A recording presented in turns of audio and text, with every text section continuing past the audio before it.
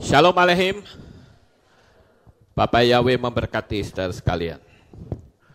Malam hari ini saya masih terus berbicara tentang hukum the law of attraction. Dan ini cukup menarik saudara, karena dengan hukum law of attraction ini banyak sekali orang-orang yang WA saya maupun yang telepon saya memberikan kesaksian-kesaksian yang hebat.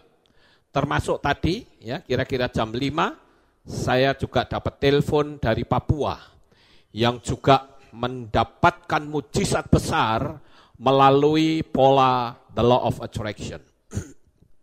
Nah, malam hari ini saya akan beri tema yaitu hukum yang dimiliki oleh alam semesta. Nah, ini yang harus kita ketahui, saudara-saudara. Karena dunia ini terikat dengan hukum yang tidak bisa dirubah. Kita tidak mungkin bisa merubah konsep yang Tuhan sudah ciptakan. Karena Bapa Yahweh itu bekerja melalui sistemik. Nah, sistemiknya itu ya di alam semesta, saudara-saudara. Ya, jadi kita akan belajar tentang hukum-hukum apa saja yang dimiliki oleh alam semesta. Kita tidak bisa melawan hukum itu, saudara-saudara. Dengan cara apapun tidak bisa. Karena itu hukum yang diciptakan oleh Bapa Yahweh. Oke, sekarang kita akan lihat hukum-hukum yang ada di alam semesta. Hukum-hukum ini sebetulnya cukup banyak, saudara-saudara, tapi saya ambil 6 saja. Kalau dirinci lagi masih banyak. Tapi karena fokus kita tidak di hukum-hukum yang lain, tapi saya akan fokus di hukum yang ketiga, yaitu hukum daya tarik-menarik. Kita akan lihat yang pertama, yaitu hukum tabur tuai. Hukum tabur tuai ini dalam kalangan dunia Nasrani itu orang sudah ngerti. Atau orang sudah hafal. Siapa yang menabur, dia akan menuai. Kalau orang menabur kejahatan, dia akan menuai kejahatan. Orang menabur angin, dia akan menuai puting beliung. Itu sudah ada dalam kitab suci, saudara-saudara. Jadi hukum tabur tuai ini juga merupakan salah satu dari hukum supranatural atau hukum yang Tuhan ciptakan di alam semesta. Dan hukum tabur tuai ini bahasa Nasrani ya. Bahasa di luar iman kita itu dikenal dengan hukum karma. Hukum karma itu kalau kita menaburnya buruk, ya kita akan menuai buruk. Kemudian hukum kebinasaan. Setiap manusia itu terikat dengan hukum kebinasaan. Apa itu hukum kebinasaan?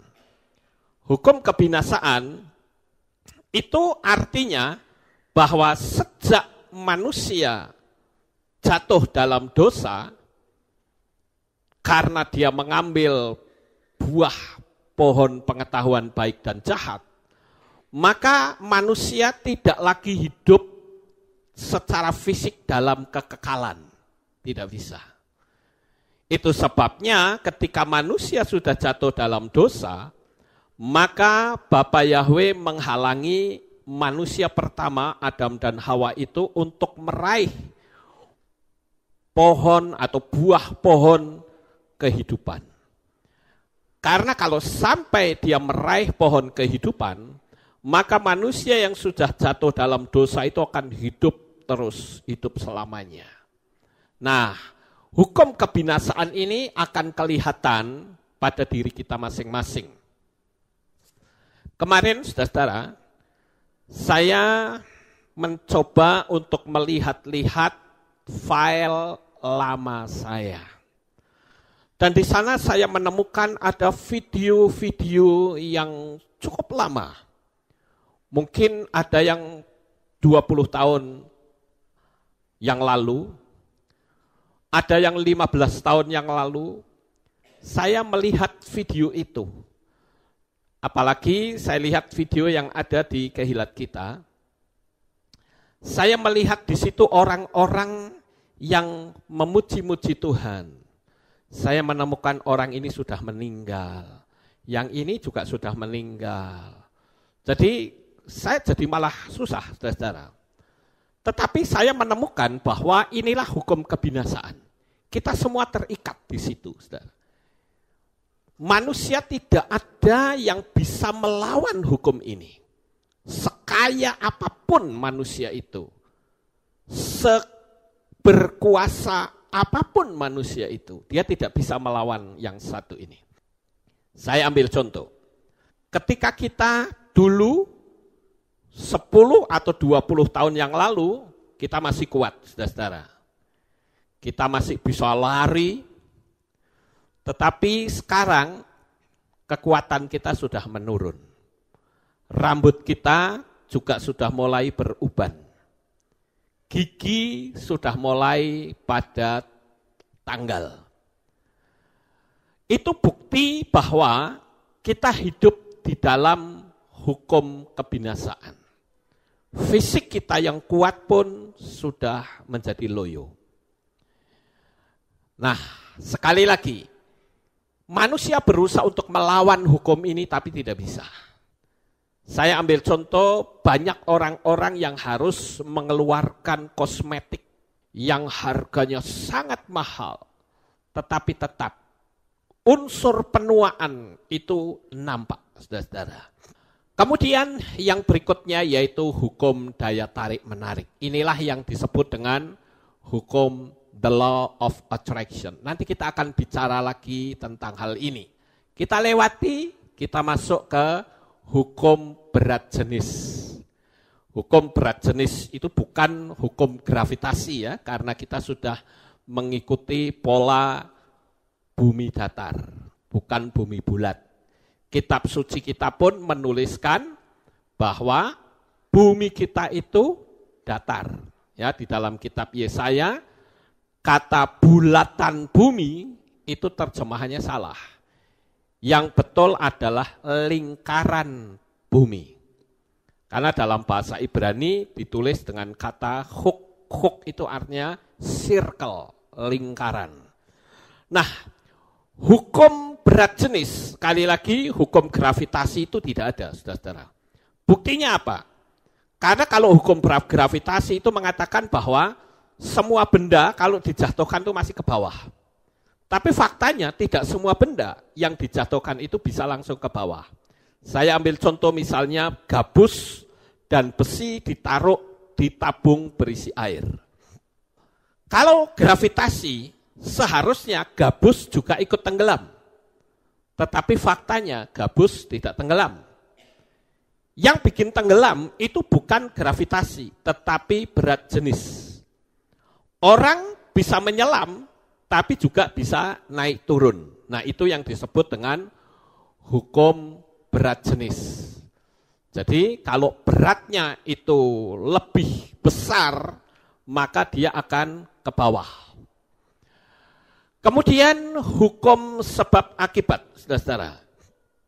Hukum sebab akibat itu ibarat seperti gambar ini.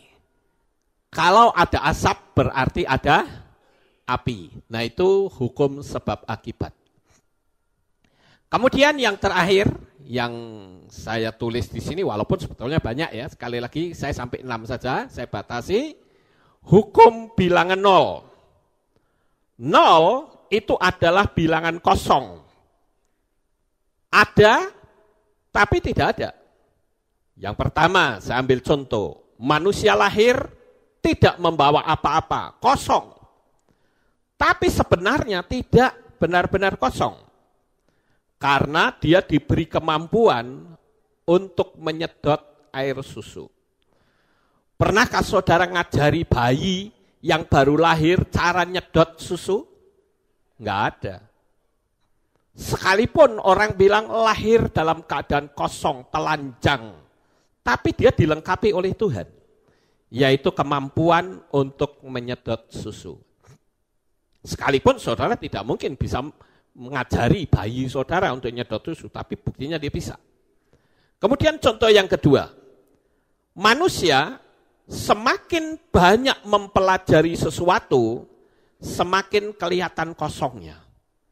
Itu sebabnya kitab Mislei atau kitab Amsal berkata, siapa yang mencintai aku mendapatkan kemurahan dari Bapa Yahweh. Itu ada di dalam kitab Mislei pasal 8 ayat 35 sampai 36. Semakin kita mempelajari, semakin kelihatan kita itu nol. Siapa yang melawan hikmat, dia akan ditertawakan saat ada malapetaka atau ketakutan. Saya berulang kali membagikan hukum the law of attraction yang dalam dunia Kristen tidak ada, saudara-saudara. Dalam dunia Kristen itu tidak pernah dibahas. Saya sangat senang sekali saat ini saya banyak sekali mendapatkan apresiasi dari banyak orang yang mengikuti video saya. Saya bukan menyombongkan diri, tetapi banyak orang yang memberikan apresiasi kepada saya. Dia katakan bahwa saya sangat bersyukur karena yang saat ini saya dulu dilarang oleh pendeta, ternyata sebetulnya ada dalam kitab suci, hukum the law of attraction. Dan di situ kita melihat, saudara-saudara, bahwa siapa saja yang menolak hukum ini, dia sama saja menolak sistemiknya Bapa Yahweh.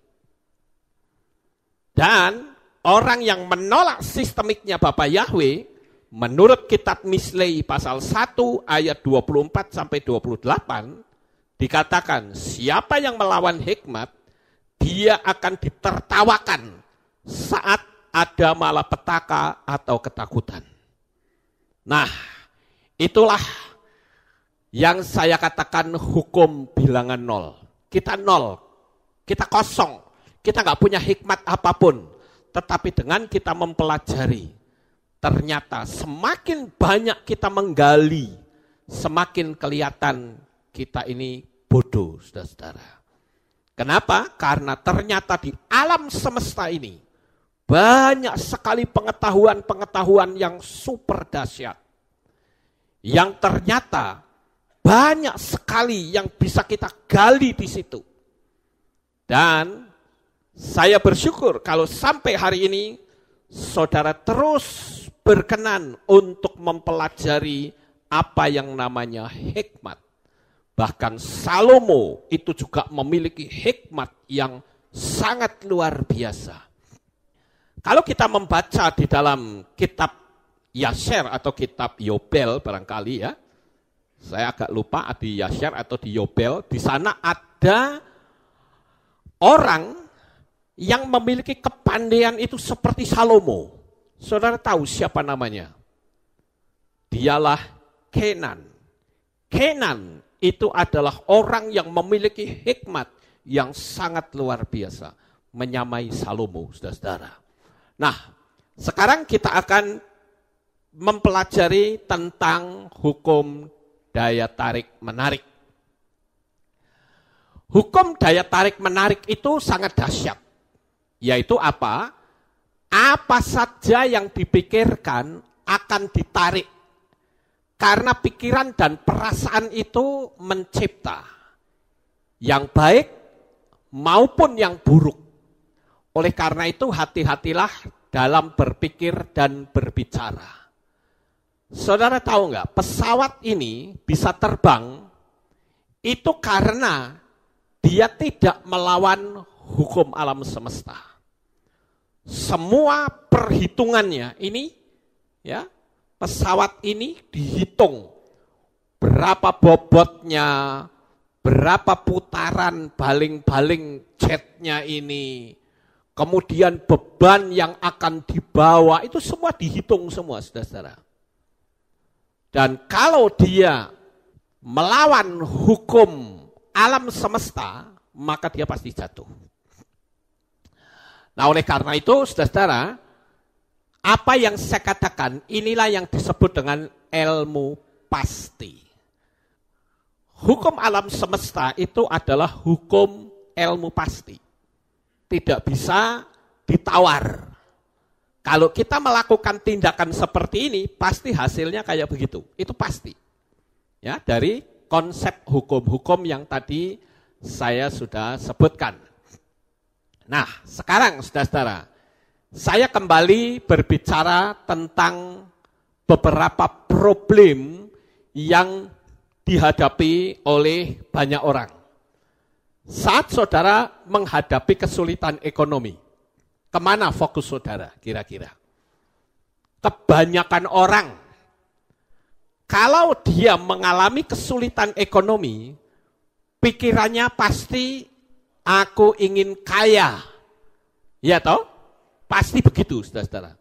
Tetapi ketika orang ini berkata, aku ingin kaya, sekalipun dia membayangkan dan merasakan, tidak akan mendapatkan kekayaan. Ingat baik-baik, saudara-saudara. Sekalipun orang itu membayangkan uang dan memiliki perasaan dengan berkata, aku ingin kaya, orang itu tidak mungkin kaya. Kenapa? Karena yang ada di pikirannya belum kaya. Paham Bapak Ibu? Kalau berkata aku ingin kaya, sudah kaya atau belum? Belum. Itu sebabnya kitab Mislei atau kitab Amsal 23 ayat 4 dikatakan, hendaklah engkau tidak bersusah payah untuk menjadi kaya. Berhentilah dari pengertianmu itu. Ini kemarin sudah saya bahas, bukan? Kata bersusah payah itu sebetulnya adalah berbicara orang kerja keras untuk menjadi kaya. Tidak mungkin bisa kaya. Itu sebabnya kitab suci melarang, jangan kita kerja keras menjadi pegawai, menjadi buruh untuk menjadi kaya. Enggak akan bisa, saudara-saudara. Makanya kitab suci kita melarang. Nah, coba saudara lihat. Ini kaum buruh yang sedang berdemo. Saya ajak saudara untuk melihat pamflet ini ya, spanduk ini. Coba saudara perhatikan. Bersatu bentuk pemerintahan dari, oleh, dan untuk rakyat miskin. Coba saudara perhatikan energinya.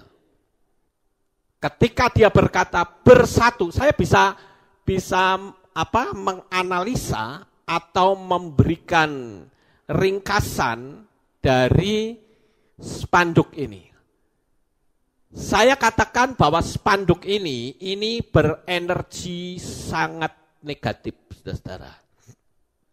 Ya, maka saya tulis di sini, rasakan energinya dari spanduk itu. Yang pertama, dengan spanduk ini, maka orang-orang ini secara hukum alam supranatural, sekali lagi, secara hukum alam supranatural, dia mengklaim bahwa dirinya adalah buruh, bukan orang kaya. Ini saudara mesti paham ini, dunia alam roh itu sangat mengerikan kalau sampai kita tidak paham. Ya. Karena kalau diringkas saja, bersatu bentuk pemerintahan dari, oleh, dan untuk rakyat miskin. Jadi apa? Pemerintahannya dari orang miskin, ya, oleh orang miskin dan untuk orang miskin. Maka jadilah negara yang miskin, saudara-saudara. Ini kan ngeri sebetulnya spanduk ini. Kenapa Abraham Lincoln dia bisa menang, saudara-saudara, dalam pemilihan presiden? Saya pernah membaca kisahnya bahwa Abraham Lincoln itu dia mempromosikan diri pada saat dia mencalonkan presiden. Dia katakan, kalau saya menjadi presiden, maka budak di Amerika saya hapuskan. Nah, pada waktu itu ada seorang wartawan yang mewawancarai dia. Wartawan itu bertanya begini, saudara-saudara. Loh Pak, bukankah perbudakan itu di Amerika sudah dari dulu? Kenapa Bapak menjanjikan orang kalau nanti Bapak terpilih tidak akan ada kaum budak? Apa itu Bapak tidak melawan tradisi yang ada? Saudara tahu apa jawab Abraham Lincoln? Dia katakan begini, kalau negara kaya itu berarti negara yang di dalamnya tidak ada budak. Kalau dipikir benar nggak saudara? Benar. Jadi memang harus dihapus. Selama negara itu masih ada budak, berarti negara itu belum kaya. Dan akibatnya apa? Abraham Lincoln dia terpilih sebagai presiden. Padahal kalau saudara lihat autobiografinya, banyak kegagalan-kegagalan yang dia alami. Bahkan dia sempat masuk ke rumah sakit jiwa. Tetapi dia kembali mencalonkan presiden dengan visi dan misi yang besar.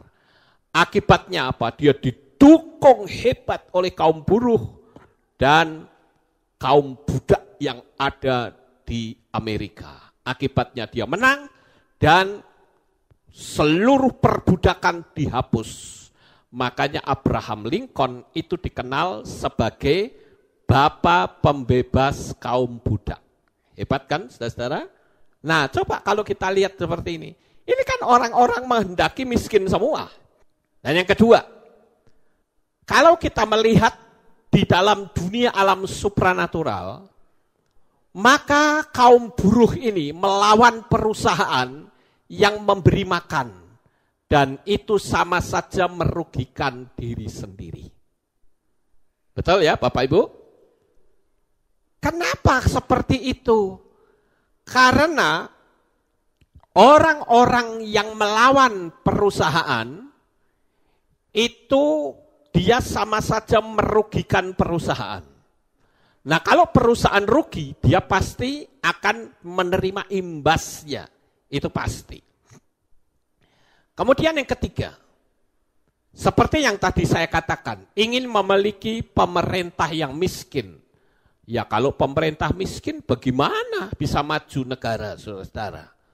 Dan yang keempat, orang-orang yang seperti ini dia tidak tahu berterima kasih. Seharusnya dia dapat kerjaan saja sudah bersyukur. Lalu apa bedanya dengan orang Israel yang ada di padang gurun? Hanya ngedumel, marah-marah, bersungut-sungut, pikirannya selalu ingin kembali ke Mesir pada saat menghadapi kesulitan. Ini sama. Makanya sekali lagi saya tekankan, walaupun khotbah kemarin saya sudah sampaikan, tapi saya ulang kembali. Saya katakan kalau engkau sebagai pegawai dalam satu perusahaan, jangan pernah melawan perusahaan yang memberi engkau makan. Jangan sekali-kali. Tapi pancarkanlah energi positif, sehingga saudara bisa diberkati oleh Bapak Yahweh. Dan mungkin ada pertanyaan, harusnya bagaimana? Bukankah faktanya saya itu kaum buruh misalnya. Secara fisik boleh buruh, tapi pikiran kita tidak boleh dikekang juga menjadi buruh. Jangan. Tapi katakan dalam pikiranmu, aku orang kaya. Dan rasakan energinya di hati. Jadi sekalipun saudara punya tugas itu sebagai pegawai, coba berpikirlah agar supaya pikiran saudara itu terbuka terang dengan berkata saat bangun pagi, terima kasih Tuhan, aku orang kaya yang hidup penuh dengan berkat dan mujizat. Amin, Bapak Ibu. Dan ucapan saudara itu akan ditangkap oleh alam semesta. Dan nanti dia yang akan membuat mujizat-mujizat besar dalam kehidupan kita. Karena itu adalah sistemiknya Tuhan. Selama kita berpikir negatif, maka kita tidak kunjung meraih visi dan impian.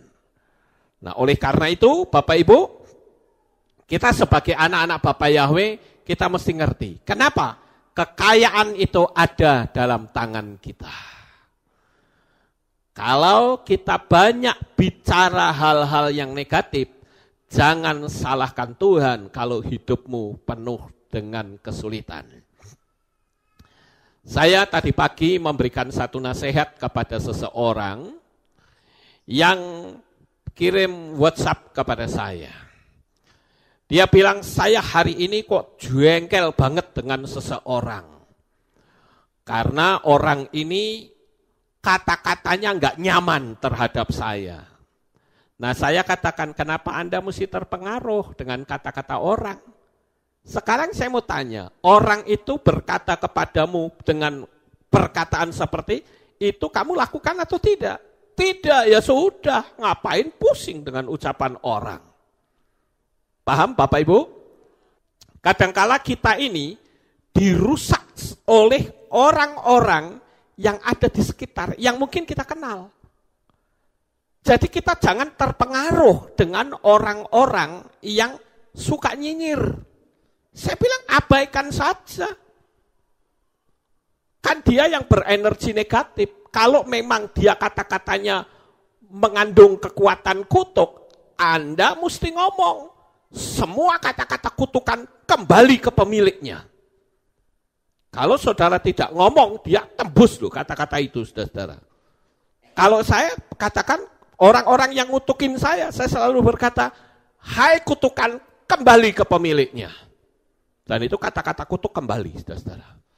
Sebab di dalam kitab suci dikatakan, kalau kita pergi ke satu rumah, kita memberi salam dan orangnya menolak, maka salam itu kembali kepada kita. Ya, misalnya kita bilang shalom, itu kan kata-kata salam penuh berkat. Orangnya enggak terima, salam itu kembali. Sekarang pertanyaannya, kalau kata-kata kutuk dan orangnya tidak terima bagaimana? Kembali pulang. Paham, saudara-saudara? Ngapain kita pusing dengan kata-kata yang nyinyir? Ya, enggak usah kita pusing. Kenapa? Karena mereka adalah orang-orang yang tidak paham akan firman Tuhan. Ya, jadi saya pagi tadi menasehati, saya bilang jangan terpengaruh, eman-eman. Ya, nanti auramu jadi rusak. Alam supranatural dan semua mujizat-mujizat, pintu-pintu mujizat itu terkunci semua hanya oleh ulah ucapan orang nyinyir. Abaikan, forget it. Ya, emang gua pikirin itu jurus yang ampuh. Lanjut, saudara. Yang berikutnya bagaimana? Agar kita bisa meraih banyak mujizat, kekayaan. Yang berikutnya adalah cari gambar uang dan katakan, uangku banyak melimpah. Buat pikiran saudara melihat nilai uang itu menjadi kecil. Ya, menjadi kecil.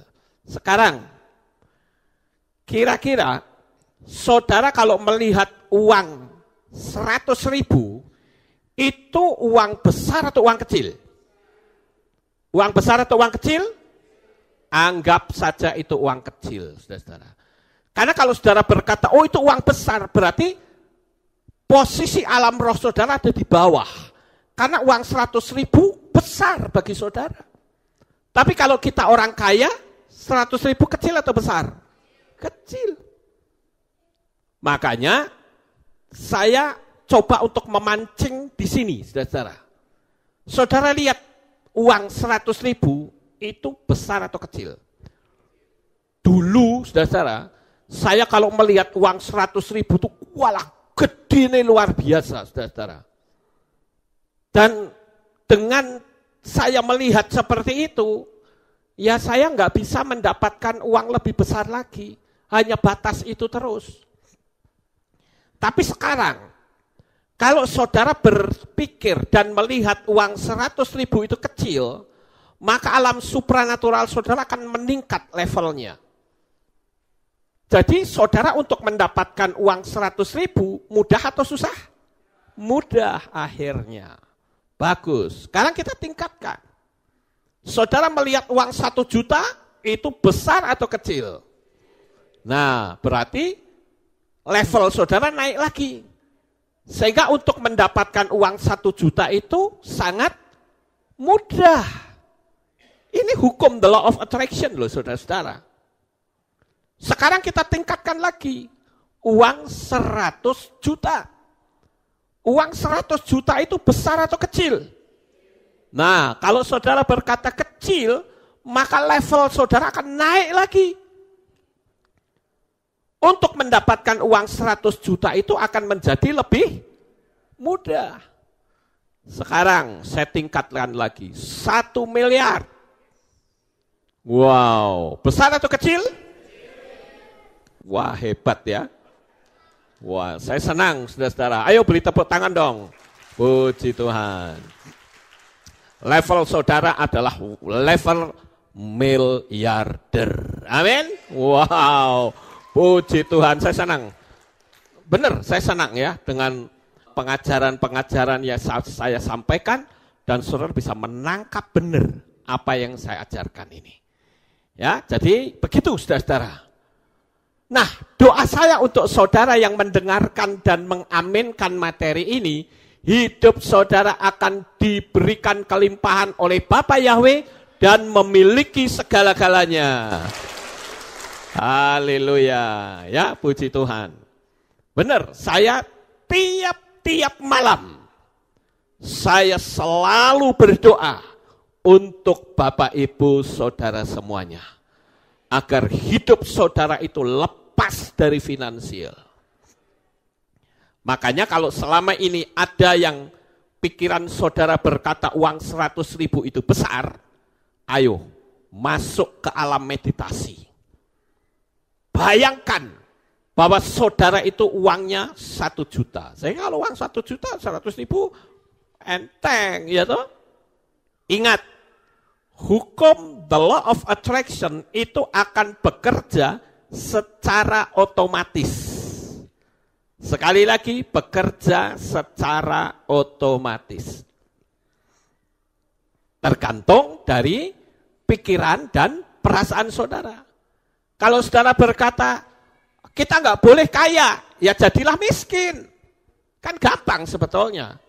Tapi sayangnya, orang yang ngomong tidak boleh kaya, nggak mau miskin, kan curang namanya saudara-saudara. Iya toh? Ya. Siapa di sini yang ingin miskin, angkat tangan. Halo, ada? Siapa yang ingin kaya raya, angkat tangan. Haleluya, puji Tuhan. Ya, saya senang sekali saudara, karena saudara bisa memahami hal ini. Nah, sekarang saya masuk lebih dalam lagi, saudara-saudara. Bagaimana jika saudara menderita sakit, apalagi divonis dokter kanker otak? Ayo jujur, kalau saudara divonis dokter, maaf ya Bapak, sakit kepala Anda ini sebetulnya kena kanker otak. Kira-kira apa yang terjadi? Shock itu pasti, saudara-saudara. Bukan cuma shock, tetapi hati menjadi sedih. Ya. Nah, lalu orang yang kepalanya pusing ini cerita pada orang lain. Kamu tahu nggak? Ternyata dokter memvonis aku kanker otak loh. Misalnya saya cerita sama Brisco, sama Pak Setiono, ya, sama 10 orang. Maka 10 orang itu, saudara, yang ada di pikirannya berkata apa? Pak Lukas kena kanker otak. Sehingga 10 orang itu, dia sedang menciptakan kanker otak yang ada di pikiran saya, di otak saya itu semakin parah. Paham tidak Bapak Ibu? Itu sebabnya biasanya dokter-dokter kalau tahu ada orang yang divonis kanker otak atau vonis ya stroke atau apa, biasanya tidak mau ngomong, saudara-saudara. Kenapa? Karena secara hukum psikologi dia akan rusak. Apalagi kalau dia cerita 10 orang, maka 10 orang dia akan menciptakan kanker otak. Dan itu akan menambah kekuatan bekerjanya kanker otak. Paham Bapak Ibu? Itu hukum the law of attraction. Nah, kemudian sakit ringan saja bisa jadi berat karena menciptakan di alam pikiran karena ketakutan. Saya sudah menerangkan bukan beberapa waktu yang lalu bagaimana cairan yang keluar dari tubuh manusia itu bisa setingkat lebih rendah dari racun ular. Saudara cari video saya sudah ada di sana. Jadi ketika orang sakit kepala ringan nih, karena mungkin kecapean gitu ya, sakit kepala, lalu dia mikir, ojo-ojo aku kena kanker otak. Yang tadinya orang tidak kena kanker otak, dia akan menciptakan kanker otak di otaknya. Paham Bapak Ibu? Maka yang terjadi adalah orang itu betul-betul terkena kanker otak.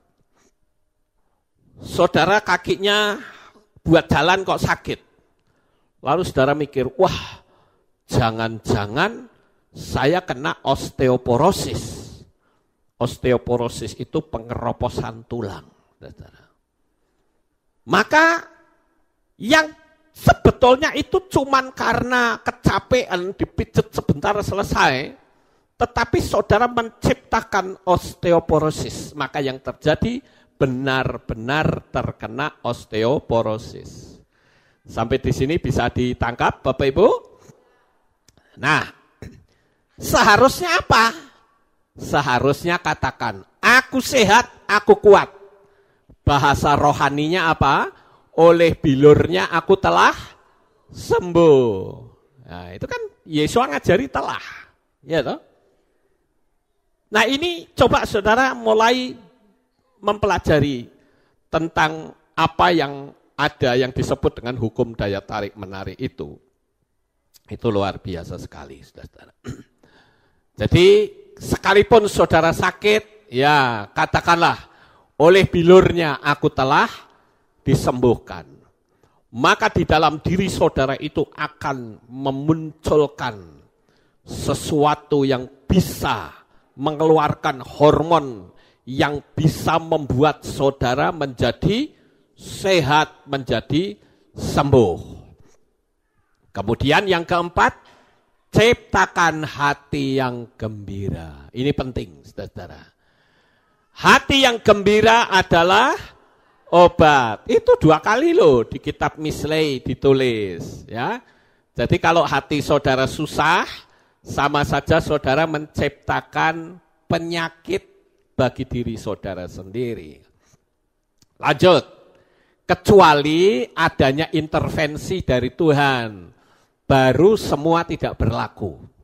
Saya ambil contoh misalnya seperti ini, kesaksian almarhum Bapak Said, ya suaminya Bu Said ini ya. Nah, Pak Said ini, saudara, ini mengalami 7 macam penyakit dan yang paling berbahaya adalah kanker yang sudah stadium 4 akhir. Dokter berkata paling lama 6 bulan pasti akan meninggal. Tetapi pada pagi hari pukul 3, Pak Said didatangi Yesua dan disembuhkan penyakitnya secara total. Cuma dipegang kepalanya. Seluruh penyakit itu hilang, saudara. Saya berani ngomong begini karena saya yang membesuk Pak Said ini di rumah sakit. Saudara tahu pada saat saya ke rumah sakit, ini Pak Said ini seluruh wajahnya, tubuhnya itu sudah pucat. Saya mungkin menyebut dengan istilah itu apa ya, tanda-tanda mayat itu sudah muncul di dalam tubuhnya. Sudah pucat pasi. Karena ya mohon maaf, kencingnya sudah darah, beraknya juga sudah darah, muntahnya juga darah. Piye saudara-saudara? Semua sudah darah semua. Jadi dia banyak kehilangan darah. Bahkan dia sendiri ngomong sama saya sambil menangis. Dia bilang, Pak Lukas, tolong saya didoakan, saya diserahkan supaya saya mati. Cuman waktu itu memang saya tegas berkata, tidak. Saya tidak mau Pak Said mati. Saya mau Pak Said itu sembuh. Oh, dia ngotot sama saya, saudara. Enggak Pak, saya menderita sekali. Sudah semuanya darah, dokter juga sudah angkat tangan. Dia sudah minta diserahkan, saya bilang tidak. Tetap yakini Pak, saya ingin Bapak bisa memberi kesaksian. Sekalipun nangis, saya tetap berkata, enggak, saya enggak mau menyerahkan. Saya hanya berdoa, Tuhan sembuhkan. Saya pengen lihat bagaimana mujizat Bapak Yahweh dinyatakan. Dan ternyata betul, jam 3 pagi, Yesua datang. Dia berpikir waktu itu, cerita sama saya, dia berpikir ini ada suster, pakainya jubah putih. Dia tidak bisa melihat wajahnya, saudara-saudara. Karena wajahnya itu dia bilang bercahaya. Dan tangannya itu cuman memegang kepalanya dia. Cuma dipegang. Enggak ada omongan apapun. Cuma dipegang. Dan dia hilang. Apa yang terjadi? Kekuatan fisiknya itu pulih seperti sedia kala. Dia bahkan sampai sembuh. Nah ini ketika dia sembuh, tak suruh bersaksi, saudara-saudara. Dia bahkan masih sempat beribadah kalau tidak salah 3 tahun. Di Kehilat kita. Karena dia sudah berusia lanjut. Dan dia memang akhirnya meninggal. Karena bukan meninggal karena penyakit, tetapi karena usia tua. Dan ini sudah saya upload ya. Dipublish tanggal 26 Juli tahun 2012. Saya upload, saudara. Kesaksiannya ada. Nah, kecuali yang seperti ini. Ini adalah intervensi dari Tuhan sendiri. Ya, kalau intervensi dari Tuhan, ya hukum alam gak berlaku, saudara. Sama seperti ketika Tuhan mengintervensi saat murid-muridnya ketakutan karena diombang-ambingkan angin sakal, Yesua berjalan di atas air, itu melawan hukum daya berat, saudara. Kecuali yang seperti ini, hukum alam gak berlaku.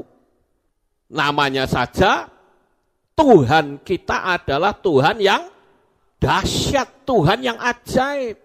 Ya. Jadi semua tidak berlaku kalau Tuhan itu sudah intervensi, saudara.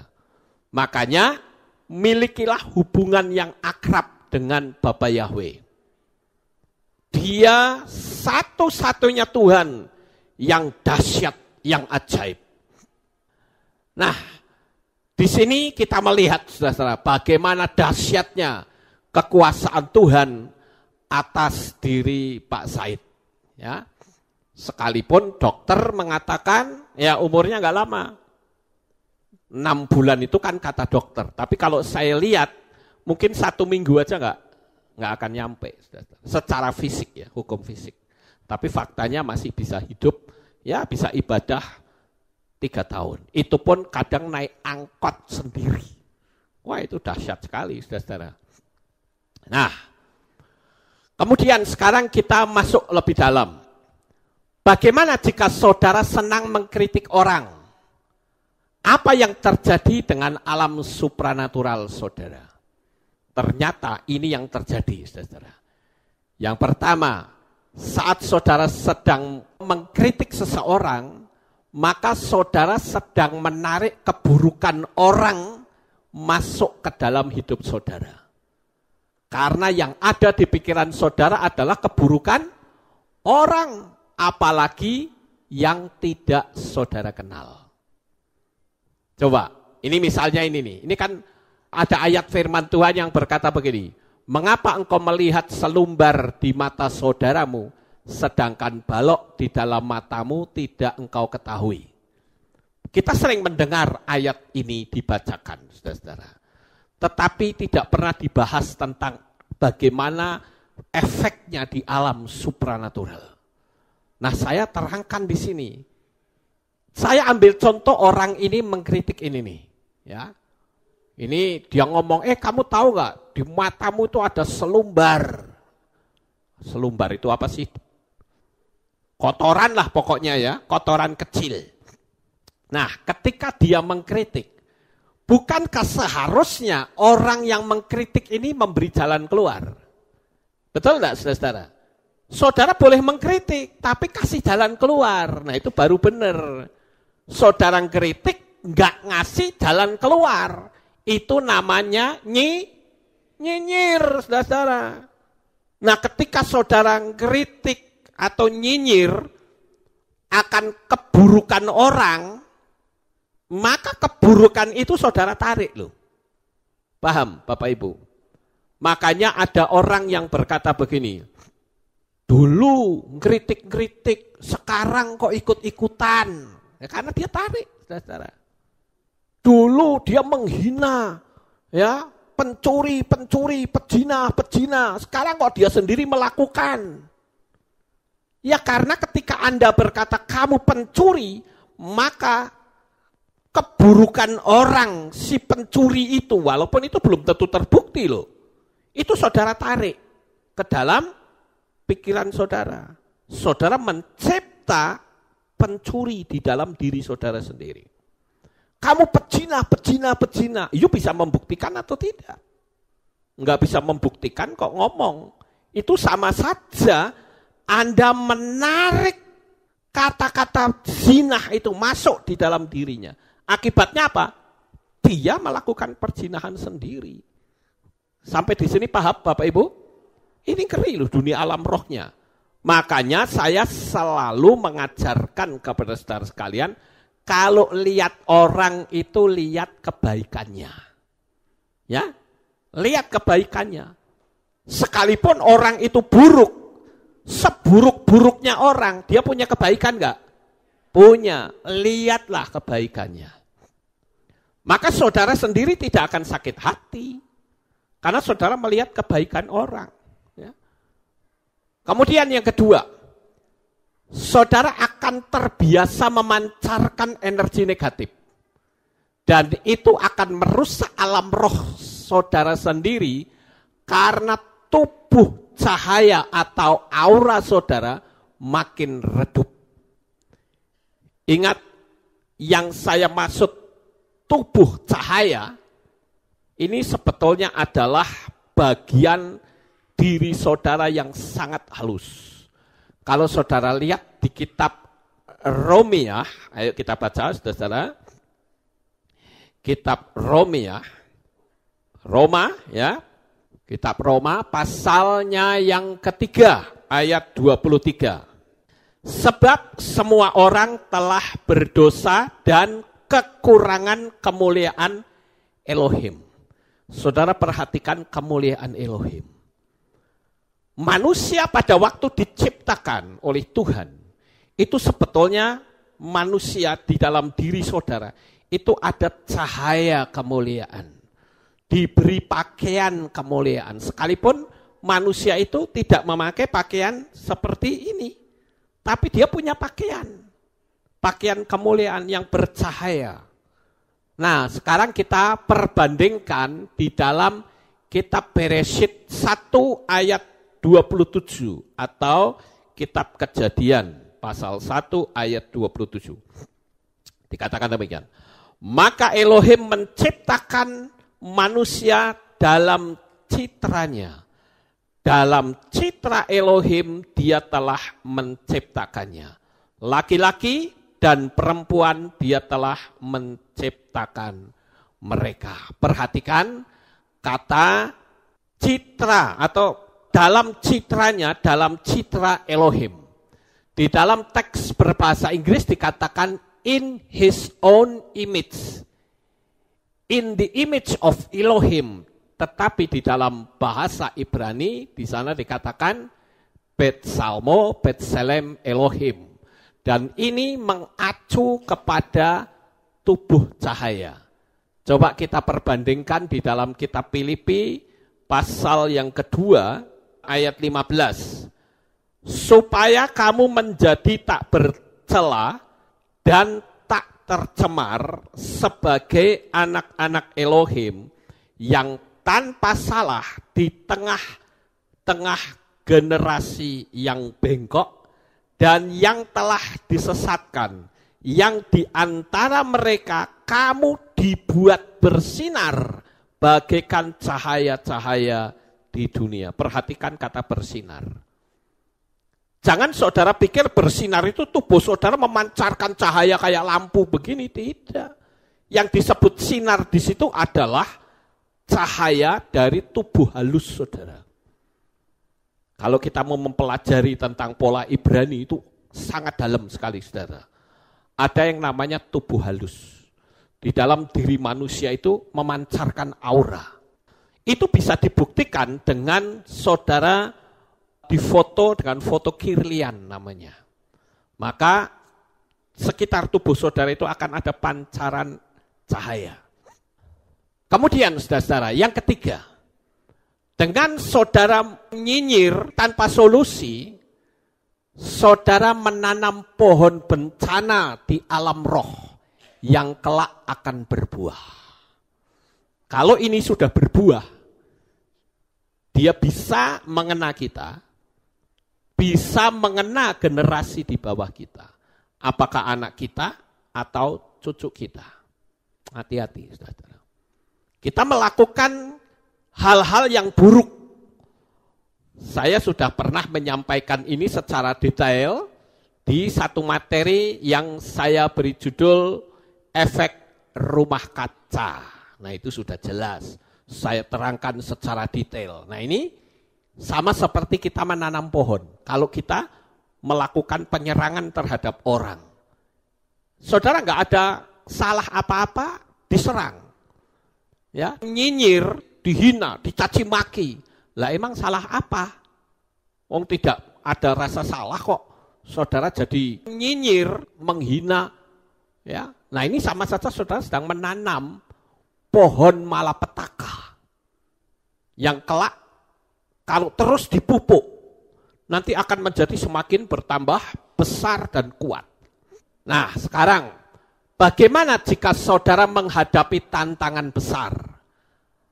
Atau diancam orang, diputus pacar, korban penipuan, mengalami kerugian, mendengar berita buruk, mengalami musibah dan macam-macam. Itu kan energi negatif ya saudara-saudara. Nah, apa yang terjadi? Kalau kita menghadapi serangan energi negatif, misalnya saudara diancam orang, atau saudara diputus oleh pacar, saudara mengalami korban penipuan, atau mengalami kerugian, atau mendengar berita buruk, atau saudara sendiri yang mengalami musibah, biasanya yang terjadi di dalam diri saudara itu apa? Ada ya enggak yang memperhatikan? Pasti ada perasaan mungkin mules, ya toh? Kalau saudara diancam orang kan tiba-tiba rasanya mules gitu ya, nggak nyaman banget, atau mungkin pusing, atau tertekan, atau emosi tidak stabil, iya toh, saudara-saudara? Nah, maka kalau saudara mengalami seperti itu, cepat ambil tindakan seperti orang ini. Duduklah dengan tenang, ya, singkirkan energi kecemasan dari dalam diri saudara. Agar supaya perasaan mules yang ada di dalam diri saudara, pusing, tertekan, emosinya tidak stabil, itu bisa hilang. Caranya bagaimana? Tak kasih tahu, saudara-saudara. Duduk diam seperti ini, saudara terserah mau ngambil tempat di mana. Mau di rumah boleh, di kebun boleh, di atap rumah juga boleh Pokoknya cari yang tenang, saudara-saudara. Cari yang tenang. Duduklah dengan nyaman, di mana saja boleh. Nah, setelah itu lepaskan semua yang berunsur logam. Kalau saudara perempuan, ya lepaskan kalung, giwang, gelang, cincin, pokoknya yang bernuansa logam, lepaskan semua. Kenapa kok saya ngajari begitu, saudara-saudara? Karena kalau ada unsur logam, itu akan ke grounding. Ya, pada saat kita menyelesaikan penghapusan terhadap rasa yang tidak nyaman, tadi mules-mules, pusing, tertekan, emosi tidak stabil karena ada energi negatif, akan ke grounding. Nggak akan bisa hilang. Makanya harus buang semua atau yang tidak bisa membuat energinya baik, itu unsur logam, singkirkan. Tidak boleh ada. Begitu juga HP. HP saudara harus singkirkan. Tidak boleh dekat, karena itu akan memancarkan vibrasi yang tidak baik. Akan membuat meditasi kita mengalami gangguan, saudara. Kemudian rasakan yang tidak nyaman itu di mana? Di dalam tubuh saudara. Karena kalau saudara biarkan, saudara diancam orang nih. Atau saudara dihianati orang. Saudara jadi korban penipuan, kan gak nyaman di hati. Betul gak saudara? Iya toh? Gak nyaman, jengkel banget gitu loh. Nah itu akan bisa menimbulkan penyakit. Oleh karena itu caranya begini saudara. Saudara bayangkan yang terasa nggak nyaman itu di mana? Misalkan perut saudara karena diancam orang atau diputus pacar itu jadi mules, nggak nyaman. Saudara tutup mata, ya duduk diam, lepaskan semua berunsur logam dan HP, singkirkan semua. Saudara duduk diam, ya bersandar boleh, pokoknya jangan berbaring, duduk aja, dibikin nyaman. Kemudian tarik nafas, ya. Tahan sebentar, hembuskan. Tarik nafas. Tahan sebentar, hembuskan. Nah, setelah itu konsentrasi saudara itu ada di nafas saudara. Sampai di sini bisa dipahami, saudara? Nah, konsentrasi sampai di nafas saudara. Nanti kalau pikiran liar saudara itu muncul, jangan dilawan, ikuti saja.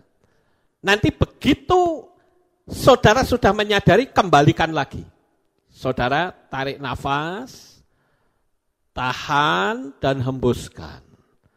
Tarik nafas yang panjang, tahan dan hembuskan. Nah, kali ini saudara masuk yang lebih dalam, yaitu apa?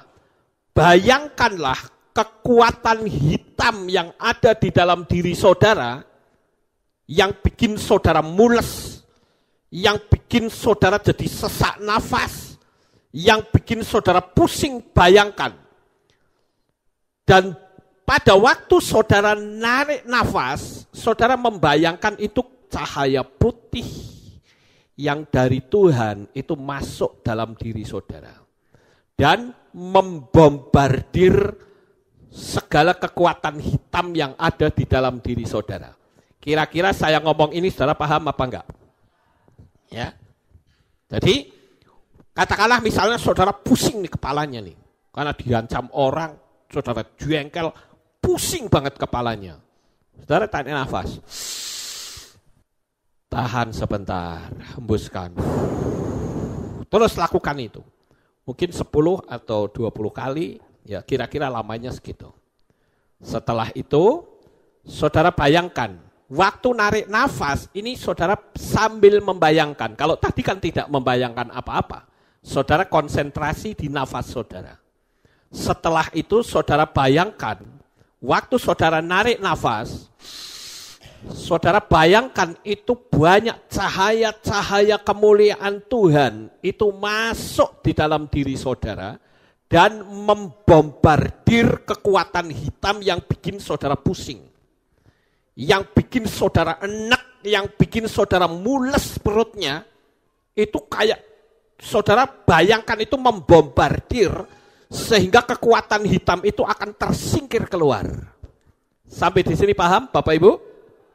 Nah, lakukan itu sampai benar-benar hilang. Buat pikiran saudara menjadi tenang betul.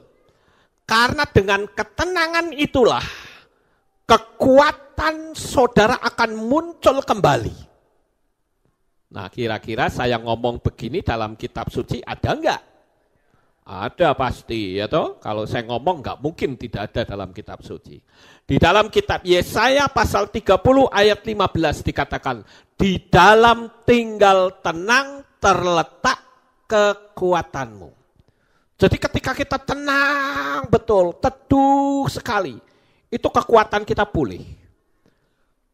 Sementara kekuatan hitam yang ada di dalam diri kita yang bikin perut kita jadi mules, yang bikin perut kita jadi enek, atau bikin kepala pusing itu dibombardir keluar semua. Saudara bisa bayangkan kekuatan dari Bapa Yahweh itu mengobrak-abrik kekuatan hitam yang ada di dalam diri saudara. Nah, setelah itu saudara-saudara, apa yang harus kita lakukan? Selanjutnya, bayangkan kemenangan besar dan rasakan kemenangan itu betul-betul terjadi. Ingat ini saudara. Saudara bisa katakan, haleluya, aku sudah menang. Yang tadinya masih terasa enek, yang tadinya masih terasa pusing, yang tadinya emosinya teraduk-aduk. Tapi begitu saudara sudah melawan itu semua dengan kekuatan Tuhan, yang Tuhan ciptakan di alam semesta, maka saudara begitu merasa lega, saudara katakan, aku sudah menang. Paham Bapak Ibu? Nah ini, maka betul-betul kemenangan itu terjadi. Ya, ini hukum the law of attraction loh, nggak main-main. Kemudian yang berikutnya, bagaimanakah jika saudara mau menjual rumah agar laku dengan harga tinggi? Ya, caranya masih sama, yaitu dengan membayangkan, merasakan bahwa rumahnya sudah terjual. Di sini ada jemaat, sayangnya nggak mau di-expose ya. Dia bilang sama saya, Pak Lukas nggak usah disaksikan, cukup Pak Lukas saja yang tahu. Karena suami saya masih beragama lain. Ya, jadi ya sudah, karena dia nggak mau disaksikan, ya sudah. Dia jual rumah 13 tahun, tidak ada yang menawar, saudara-saudara. Tetapi dengan hukum law of attraction hanya hitungan bulan saja terjual dengan harga yang tinggi. Nah saudara bayangkan ini, seolah-olah sudah terjadi transaksi, sudah bayar-bayaran, jabat tangan dengan pembelinya. Dan itu betul-betul terjadi, saudara-saudara. Ya sekali lagi orang ini nggak mau disaksikan, ya sudah, saya nggak akan saksikan. Tapi faktanya seperti itu. Kemudian, ini yang berikutnya, coba saudara perhatikan ya, ini pentingnya. Apakah isi pikiran saudara saat ini? Ketika engkau memiliki visi dan impian yang besar, coba yang ada di pikiran kita saat ini apa? Kita banyak mendengar pikiran-pikiran buruk atau pikiran-pikiran yang tidak mendatangkan apapun, itu ternyata ribuan kali sehari, saudara. Jadi itu membuyarkan visi dan impian, sehingga nggak akan bisa tercapai. Coba saya ajak saudara untuk merenungkan diri sendiri. Tiap hari pikiran saudara itu diisi apa? Mungkin diisi orang yang membuli kita. Nanti sebentar muncul lagi saudara kagum terhadap diri sendiri. Wah, aku disenangi cewek-cewek gitu ya. Nanti nggak lama muncul lagi traveling kemana-mana. Kemudian nanti muncul lagi big problem. Kemudian muncul lagi tentang perdebatan calon presiden. Ya kan? Kemudian nanti muncul lagi naik kereta api. Ini kan sebetulnya nggak ada artinya sama sekali. Nggak punya manfaat apapun. Paham nggak Bapak Ibu? Kita punya visi dan impian, tapi pikiran kita ngaco kemana-mana. Sebentar membayangkan orang membuli kita, sebentar kagum pada diri sendiri, sebentar traveling kemana-mana, sebentar mikir problem yang besar, sebentar lagi mikir tentang calon presiden yang berdebat, naik kereta api. Lah ini manfaatnya apa ini, saudara-saudara? Untuk visi kita ini manfaatnya apa? Apa manfaatnya? Enggak ada. Nah itu kita isi terus kayak gitu. Berarti banyak hal-hal yang sia-sia yang ada di pikiran kita, saudara-saudara. Nah ini kan repot. Itu sebabnya kenapa tadi saya katakan kita mesti tenang.